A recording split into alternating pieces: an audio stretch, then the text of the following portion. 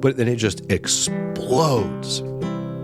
It's the feeling of love. It's all the joys and all the sorrows wrapped up into this glorious explosion of music.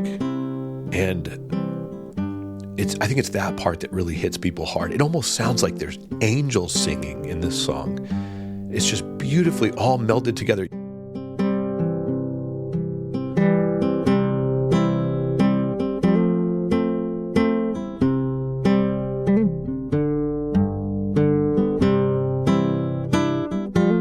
Hello, everyone, and welcome back to Standing Nowhere podcast. This is Jake, your host, and I'm happy to be back with you. Today's episode number 7, and this is not going to be a review, but it's going to be a reflection on a piece of art that I really love, and it's a record by Avenged Sevenfold. It's called Life is But a Dream, and even if you don't like the band or this album, or if you never listened to it, you're still going to get a lot out of this episode. The first thing I want to say, a little disclaimer, the episode includes short lyrical excerpts from Avenged Sevenfold's Life is But a Dream album, and this is shared for spiritual reflection and commentary. It falls under fair use, and of course, all credit to the band. This record is a piece of art. The first track kind of sets the tone for the album. It's almost like an overture. It's only about 3 minutes. It's called Game Over. And it's kind of like when the script of life starts to lose its flavor. And I don't want you, when you first hear the first track, I don't want you to think that the whole album is going to sound like the franticness in the first song. The first song kind of starts with a poignant, almost sad, but beautiful and innocent guitar. I think it's like a classical guitar with nylon strings. And by the way, Avenged Sevenfold, I'm not going to talk too much about the band themselves, but they're all really virtuosos of their instruments. They're considered progressive because they like to push the boundaries. And this album is one of those albums that pushes the boundaries of music. It's not something that you've really heard before. They try to go new places with it. And there's one song in particular that really taps into the magic and spirit of life. And I recommend having a box of Kleenex next to you when you get to that track. And I'll tell you what that track is when it's time for it. But this first track, Game Over, it starts out with that beautiful guitar, and then it gets really intense and in your face and really quick. And if you don't have the lyrics pulled up, it's easy to not really understand what he's saying. But it's designed that way because it's simulating how you start out as this innocent baby in life, and then life comes at you like a machine gun. And the first couple of lyrics says, open, blurry, nurture, loving, crawling, walking, fleeting, glory, ally, teacher, recess, buddy. This daytime TV satisfies. And then it goes into like a little mantra where he's like, and the way he even sings it, he's like, as it may, as it may, as it may, over and over again, kind of pointing to, this is life, this is life, this is life. I can deal.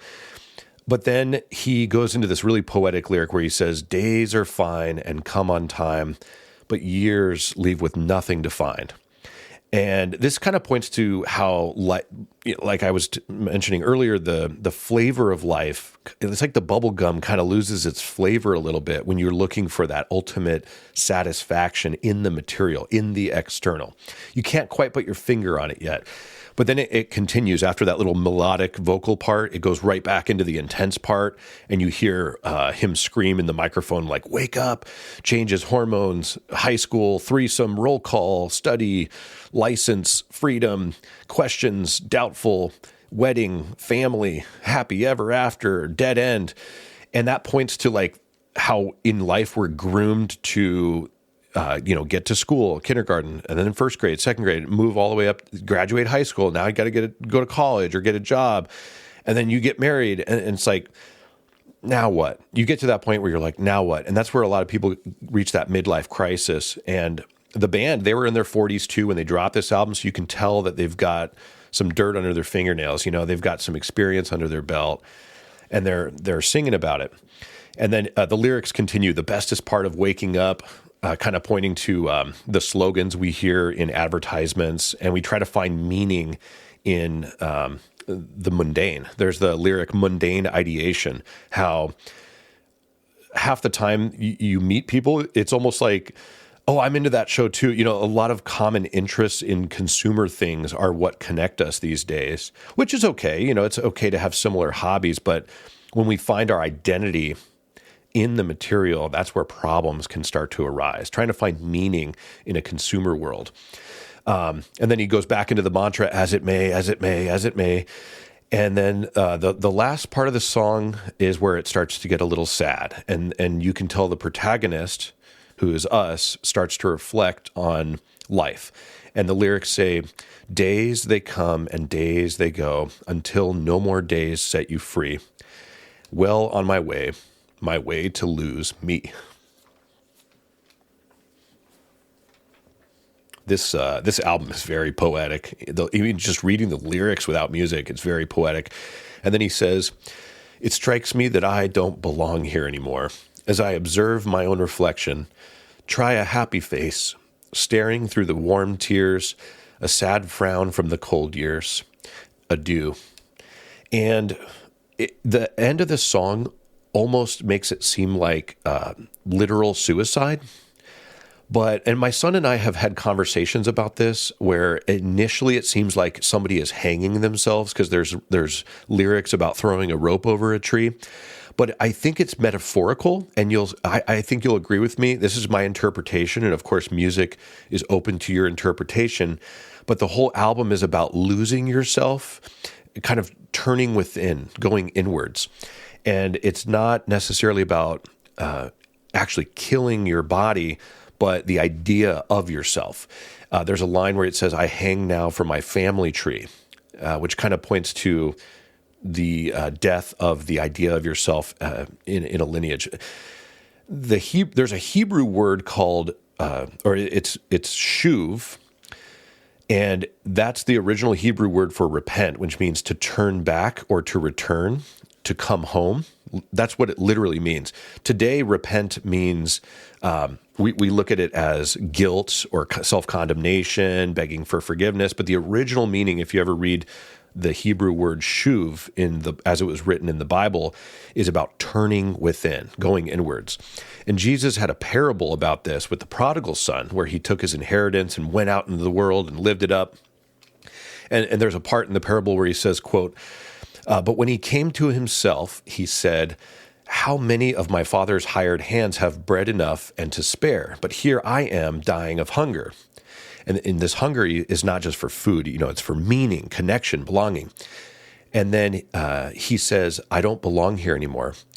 And that's the turning point where the hunger kind of becomes a compass. So this album is very spiritual. And the point of this song, in my opinion, is that no matter what's happening, you can just always stop and breathe and cultivate that silence just where you are. And like the Quakers say, you can follow that still small voice that says, come home. And when it transitions into the next track, which is called Mattel, it's interesting. Game Over kind of sets the tone for the album. And Mattel, this song is called Mattel because it's like the toy company, and how there's almost a plastic veneer or nature to our consumerist society. All the things that the character in the first song is not finding satisfaction in, they kind of elaborate on that. The opening lyrics of Mattel, they speak of vinyl skin, plastic bones, cast button eyes, reflecting an image. Everything seems like it should, but nobody's actually home. Like we're all wearing masks. We have a false enthusiasm for the jobs we have, the positions we have in life, because they're not ultimately satisfying, at least for the most of us. And the lyrics, they talk about like our neighborhoods. It says, quote, cue the breeze that sway the painted trees. Toy yellow birds upon the rooftops sing in chorus with the buzzing bees. Melt in sun LED beams from the sky being held on a string, while boredom tears me apart at the seams. Now I know this might sound crazy, but I've smelled the plastic daisies, and it seems we've found ourselves in hell.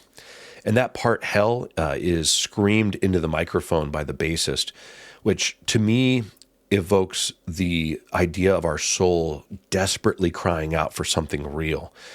Everything looks nice, but we're crying out for something authentic, genuine. So it goes from this material track of Mattel, and it transitions into the next track, which is called Nobody. And this is all about the idea that there is no separate individual self cut off from the whole. Again, Our whole society these days is hyper individualistic. If you're successful, it's because you did something right. If you're not, it's because you did something wrong. So the opening lyrics in this song say, "Ride in the shadows, wandering beyond the frame, float like a feather through space and time, outside a dream, pirouette with divinity, in a dance we've shared before." And I love that line because pirouette obviously is like a dancing type thing. And in the Hindu cosmology, they look at life as a divine play. Like God is having fun, playing all the parts at once. There's the idea of the Atman inside you, which is connected to the Brahman. And of course, these are concepts, but it's a beautiful conceptual model of looking at the universe and yourself. The universe essentially is not serious, that it's sincere, but it's not serious. There's quotes from the Upanishads in the Hindu tradition, like, quote, "The Lord's pastime, Leela, are for delight, not from obligation." Having further increased his spiritual understanding, Brigu realized Brahman as spiritual bliss. From this supreme source of spiritual bliss, all beings arise. By this supreme source of bliss, they live, and at death, they return to the same supreme source of bliss. And there's also a line in the book of Proverbs written by Solomon in the Hebrew tradition that points to this idea that life is essentially playful. I mean, you could just look at your kids and realize that. I mean, they're closest to the nature of human nature and reality, the nature of reality, and kids love to play. There's a quote from Proverbs that says, "Then I was beside him like a master worker, and I was daily his delight, playing before him always, playing in his inhabited world and delighting in the human race." And that word playing, it was a little too playful for the Catholic Church when they translated this, especially in the King James, so they changed it to rejoicing. But the original Hebrew word was playing. It means laughing or frolicking, just having a good time, not taking things so seriously. Sincerely, but not seriously. Serious is heavy. Life is not meant to be looked at as this serious, dreadful drag that we have to get through. And it really embodies that. And then the lyrics continue in this song. It says, "Someone dissolution. This is, I am all as I am none. Here we fly so high. There's no I, no coming down." And this points to the fact that all measurement is illusion. Again, the wave is not separate from the ocean. And the character in this song realizes that and experiences that bliss, that freedom. And the lyrics continue saying, "Return to the boundless, immerse in the free, letting go as you lose your name and all you've known to be."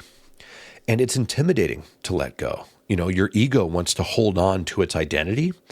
The ego is, there's a quote that I love, "The ego or the intellect is a wonderful tool, but it's a terrible master. And it is terrified of letting go of its identity." And there's a quote from Osho. I took too large of a quote from him, so I'll just paraphrase. He says, "Everybody is afraid of being nobody. Only very rare and extraordinary people are not afraid of being nobody. A Buddha is needed to be a nobody," meaning you have to really wake up. And he says, "A nobody is not an ordinary phenomenon. It is one of the greatest experiences in life, that you are and still you are not, that you are just pure existence with no name, with no address, with no boundaries, neither a sinner nor a saint, neither inferior nor superior, just a silence." It reminds me of that quote from St. John of the Cross, "God's first language was silence." And the last thing Osho says in that long quote, which I'll just cut out here, he says, "Be absolutely nobody, and you are one with existence itself." And I thought that was perfect. This is so reflected in this song. I hope you guys listen to this whole album, especially this song. It really points to your connectedness. In the West, we view the idea of no self in a kind of a scary way. We feel like we're going to disappear or something, or that our stream of consciousness will end after death. And that is not what Buddhism teaches. That is not what Christianity, any spiritual tradition will always say that you continue on.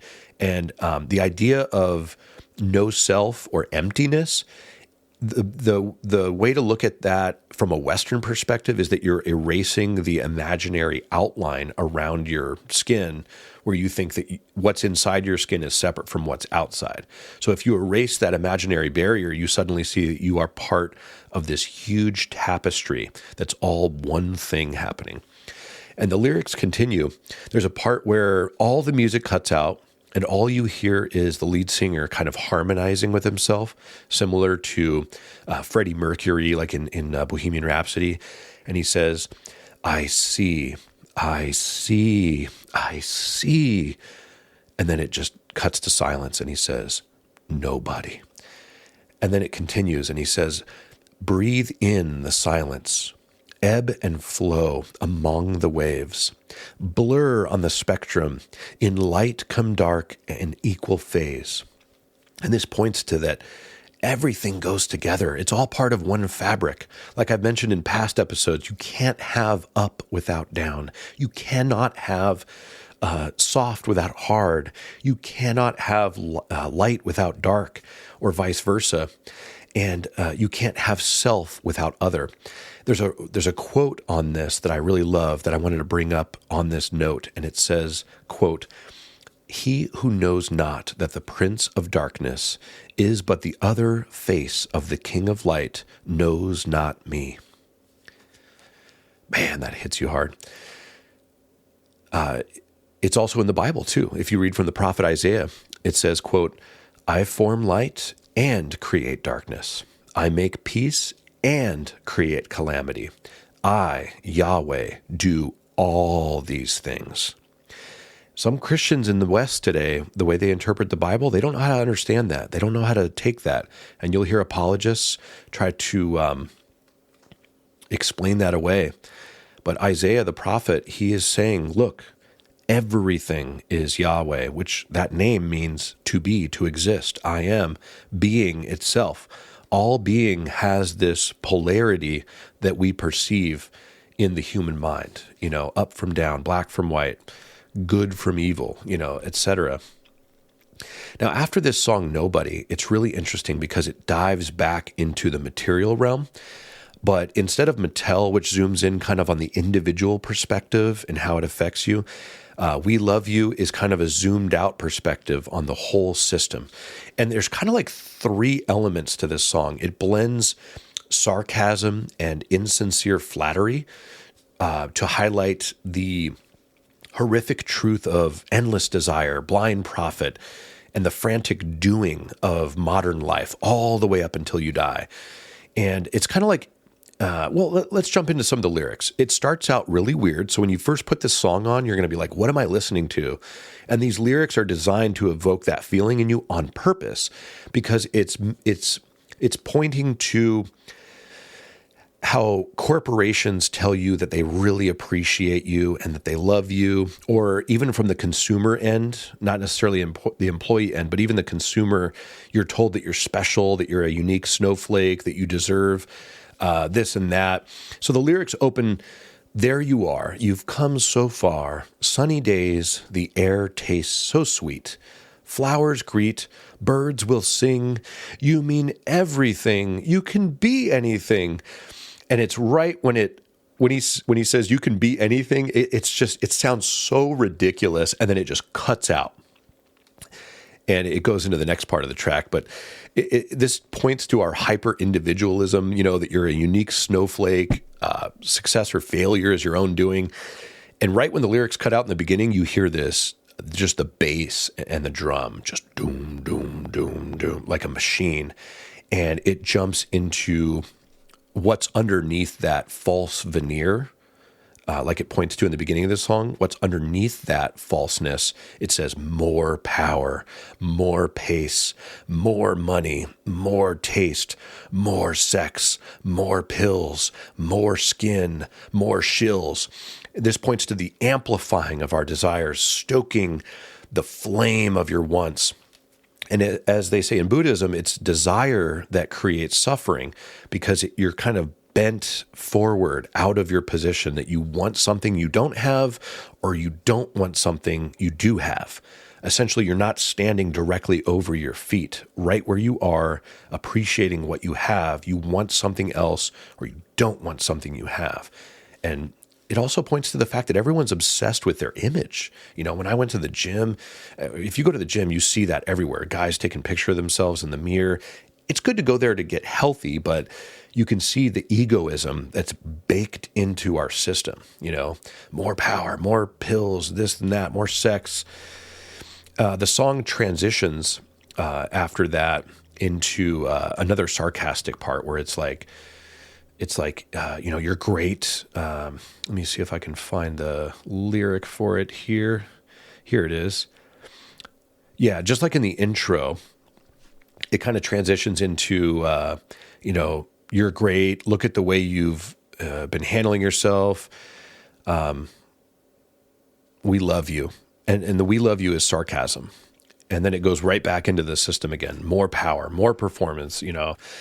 And the end of this track, it concludes with the most poignant and sad and haunting guitar and vocals. It's just this simple strumming of a guitar, the saddest guitar you've ever heard playing by itself, and these haunting vocals behind it.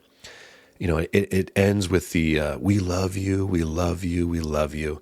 And the sad guitar comes up behind it, and it just makes you reflect. Man, it hits you in the feels. And speaking of hitting you in the feels, the next song that I'm going to talk about on this album is Cosmic, and it is the jewel in the center of the lotus of this album. It is, I can only describe this song as love set to music. You know, all the joys and sorrows of life that are bound into love, they're woven into this great cosmic dance, and it's reflected so well in this song.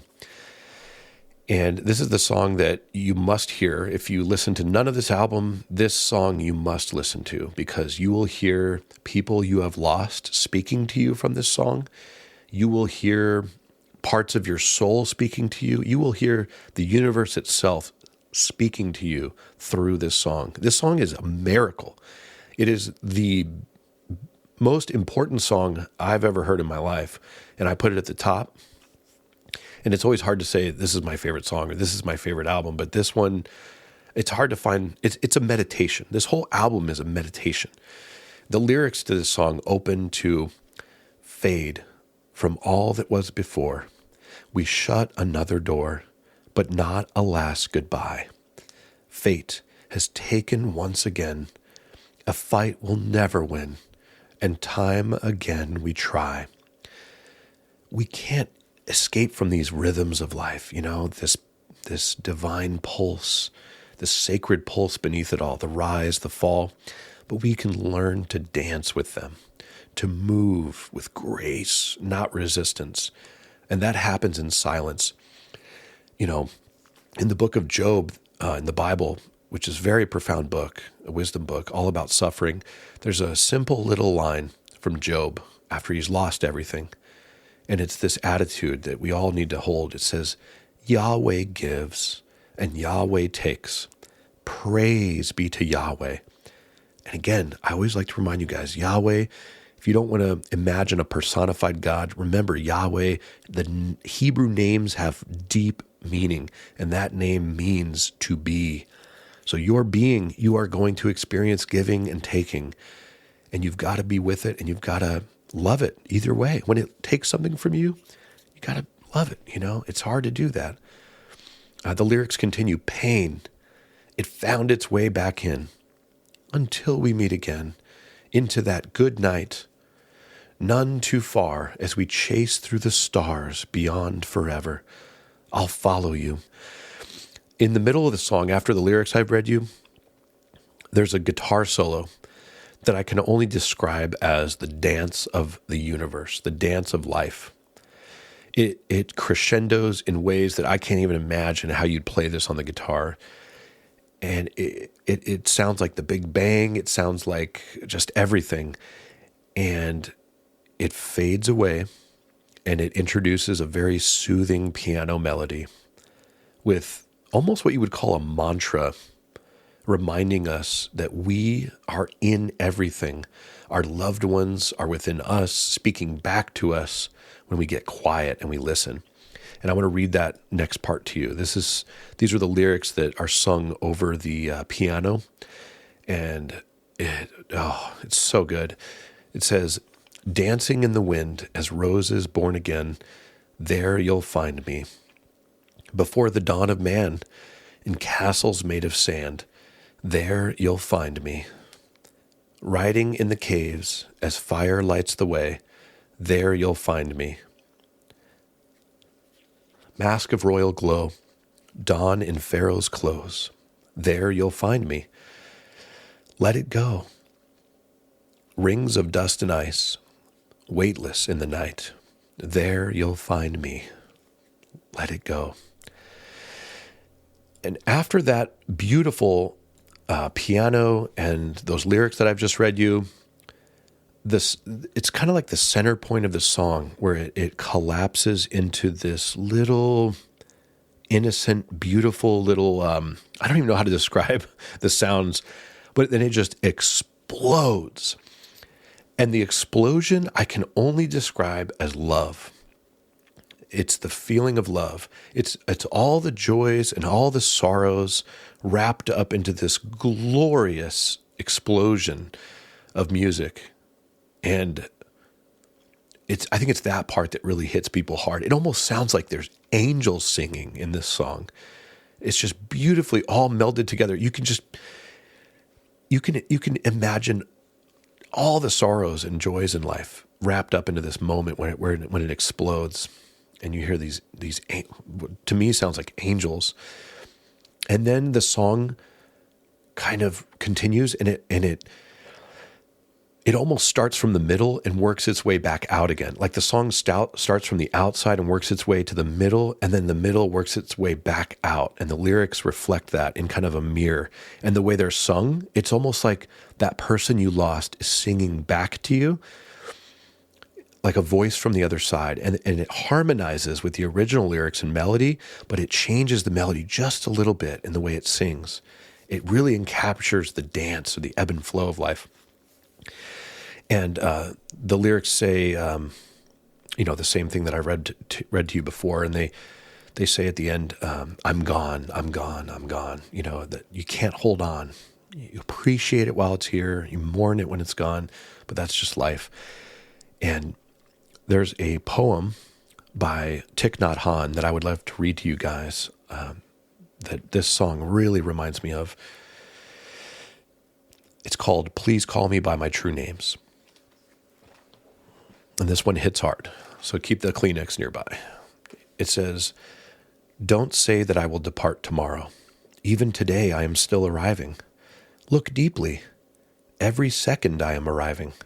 To be a bud on a spring branch, to be a tiny bird with still fragile wings, learning to sing in my new nest, to be a caterpillar in the heart of a flower, to be a jewel hiding itself in a stone. I still arrive in order to laugh and to cry, to fear and to hope. The rhythm of my heart is the birth and death of all that is alive. I am a mayfly metamorphosizing on the surface of the river. I am the bird that swoops down to swallow the mayfly. I am a frog swimming happily in the clear water of a pond, and I am the grass snake that silently feeds itself on the frog. I am the child in Uganda, all skin and bones. My legs are as thin as bamboo sticks, and I am the arms merchant selling deadly weapons to Uganda. I am the 12-year-old girl, refugee on a small boat, who throws herself into the ocean after being raped by a sea pirate. And I am also the pirate. My heart not yet capable of seeing and loving.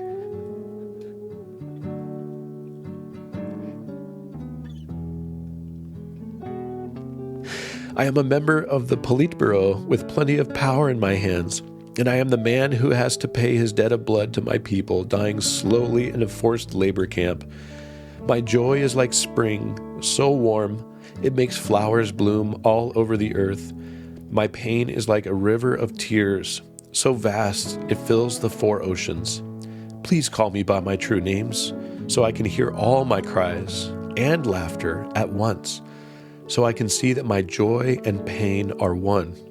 Please call me by my true names, so I can wake up, and the door of my heart could be left open, the door of compassion.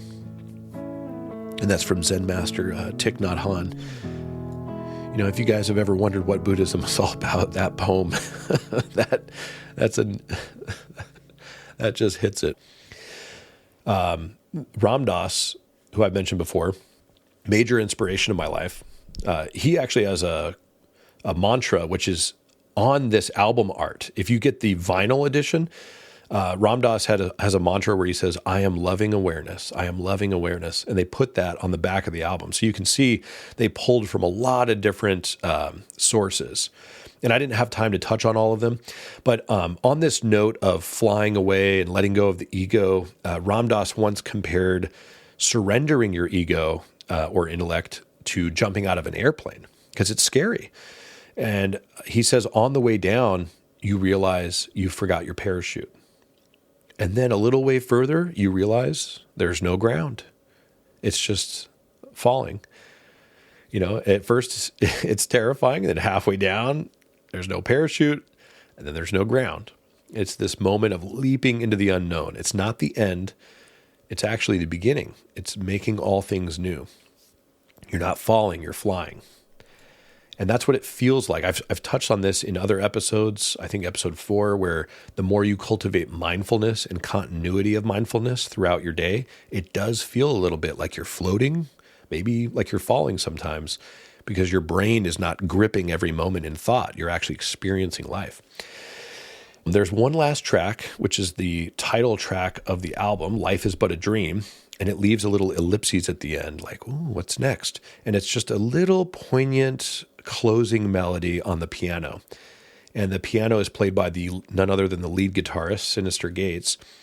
And it's a very mysterious melody. It signifies like the end of the album, but it also has joy and sorrow kind of wrapped into it. And it's really interesting because the very last chord, he plays the highest and the lowest note on the piano at the same time, kind of symbolizing it's all one thing, you know? And before we wrap up this episode, guys, I want to say thank you. I don't know how long this episode's gone, but if you've stuck through all of it, thank you so much. I hope you enjoyed the album. If you listen to it, it's Life is But a Dream. It's streaming everywhere, of course. And they've got an amazing back catalog before this as well. And before I close the episode out with a reading from Lao Tzu, don't forget to take a moment to follow the show in your favorite podcast app. It really helps this grow and reach new people. And I'd like to close out this episode today with a reading from the Dao De Jing. Lao Tzu writes, "The master gives himself up to whatever the moment brings. He knows that he is going to die, and he has nothing left to hold on to. No illusions in his mind, no resistances in his body. He doesn't think about his actions. They flow from the core of his being. He holds nothing back from life. Therefore, he is ready for death, as a man is ready for sleep after a good day's work." Thank you so much for listening. Blessings to all. Have a good night.